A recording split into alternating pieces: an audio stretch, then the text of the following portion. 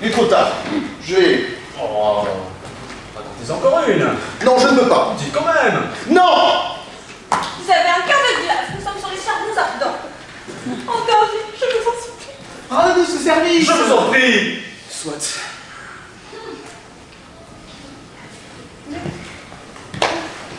J'ai été trop polie. Il va encore nous embêter. Le rhume.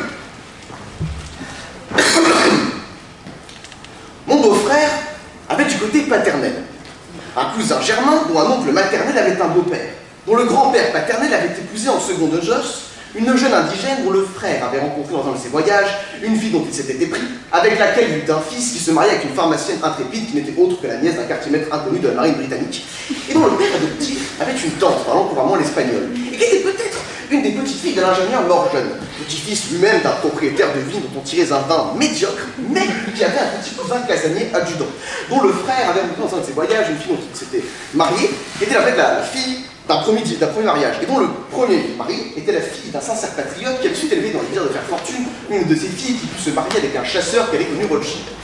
Et dont le frère, après avoir changé plusieurs fois de métier, se maria, et une fille dont le bisaïeul chétif portait des lunettes, que j'ai donné à un chien cousin pour femme un portugais, fils naturel d'Amonier, pas trop pauvre, et dont le frère donnait à époux pour femme la fille d'un ancien médecin de campagne, le frère donné du fils d'un laitier, lui-même fils naturel d'un autre médecin de campagne, marié 3 fois de suite, et dont la troisième femme... J'ai connu cette troisième femme.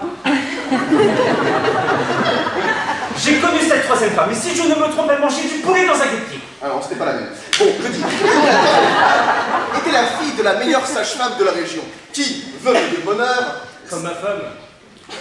s'était mariée avec un vitrier plein d'entrain, qui avait fait à la fille d'un chef de gare un enfant, qui avait su faire son chemin dans la vie. Comme aux cartes. Comme aux cartes. Et s'était mariée avec une marchande de 9 saisons, dont le père avait un frère, maire d'une petite ville, qui avait pris pour femme une institutrice blonde, dont le cousin, pêcheur à la ligne, À la ligne morte. dont le cousin, pêcheur à la ligne, avait pris pour femme une autre institutrice blonde, nommée elle aussi Marie, et dont le frère s'était marié avec une autre Marie, toujours institutrice blonde. Puisqu'elle s'appelle Marie, elle est forcément institutrice blonde. Et dont le père avait été élevé au Canada par une vieille femme qui était la nièce d'un curé, dont la grand-mère attrapait parfois en hiver, comme tout le monde, un rhume.